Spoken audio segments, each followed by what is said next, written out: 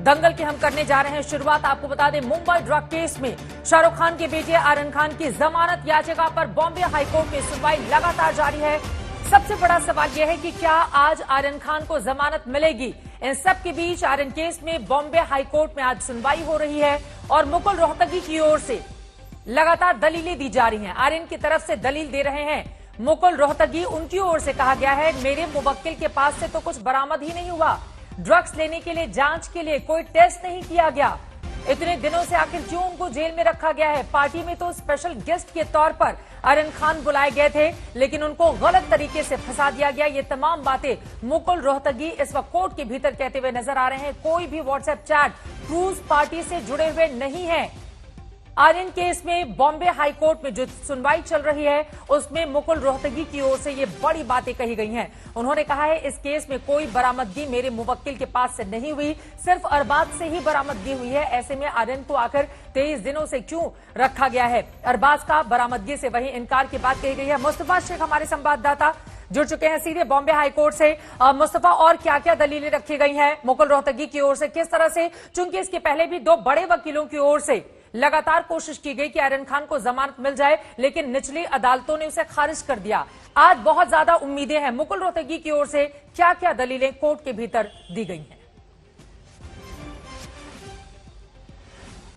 जी बिल्कुल, मुकुल रोहतगी ने कोर्ट को यही बताया है कि जो सेक्शन लगाए गए हैं आर्यन के खिलाफ, उसकी जो सजा है वो 1 साल की है। साथ ही साथ अगर आर्यन खान ये भी मान ले कि उन्होंने ड्रग्स कंजम्पशन किया है, क्योंकि उनका कोई क्रिमिनल बैकग्राउंड नहीं है, उनको रिहेबिलिटेशन में भेजा जाएगा ज्यादा से ज्यादा। सोशल जस्टिस मिनिस्ट्री जो है उसने रेवेन्यू डिपार्टमेंट को इसी बारे में लिखा हुआ है कि जो फर्स्ट टाइम कंज्यूमर होते हैं, स्मॉल कंज्यूमर होते हैं, उनको कानून गिरफ्तार नहीं करना चाहिए, उन्हें रिहेबिलिटेशन में भेजना चाहिए, सुधार गृह में भेजना चाहिए। इन सारी बातों पर मद्देनजर डाल रहे हैं मुकुल रोहतगी। यही कह रहे हैं कि एक तो आर्यन खान के पास से ड्रग्स मिला नहीं, साथ ही साथ जो व्हाट्सएप चैट्स की बात की जा रही है वो 2018-2019 के व्हाट्सएप चैट्स हैं। अगर मान ली जाए कि व्हाट्सएप चैट्स अभी के भी है, तो वो व्हाट्सएप चैट्स इस बारे में नहीं है कि क्रूज पे जाकर ड्रग्स पार्टी करनी है। तो ये दो मामलों को एनसीबी मिलाकर एक मामला बनाकर पेश कर रही है, जो कि गलत है। इसीलिए उनका कहना है कि आर्यन खान के खिलाफ कोई केस अभी तक बनता नहीं दिख रहा है और इसीलिए उसे बेल देनी चाहिए। बेल मांगने की कोशिश तो की जा रही है, लेकिन वास्तव में ऐसा होगा क्या? क्योंकि निचली अदालतों में एनसीबी के जो सबूत थे वो पुख्ता पाए गए, इसी वजह से आर्यन खान को बेल नहीं मिली। ऐसे में सुनवाई कितनी देर पहले शुरू हुई है, किस तरह की उम्मीदें आज की जाए? क्योंकि कहा यह जा रहा है, जैसा कि निचली अदालतों में हमने हर एक का पक्ष सुना था, किस तरह से रखा गया, उसमें एक लंबी प्रक्रिया लग गई। तो क्या बॉम्बे हाईकोर्ट के भीतर भी यही स्थिति बन सकती है मुस्तफा?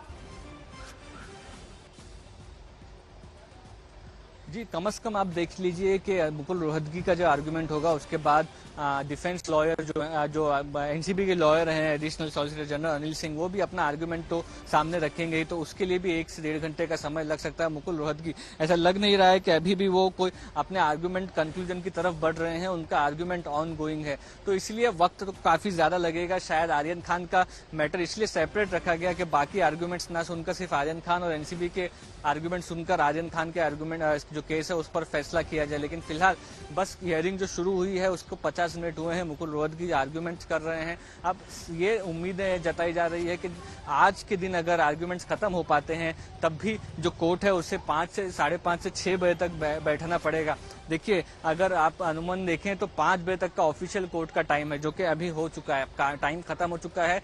लेकिन जस्टिस सांबरे, जिनके साथ पूरा कोर्ट में ये मामला चल रहा है, वो अपना बोर्ड फिनिश करने के बाद ही घर जाते हैं, इसीलिए उन्हें 6 से 6:30 भी कभी कभी बचता है। तो अब इस केस में आज कितना समय लगेगा देखना होगा।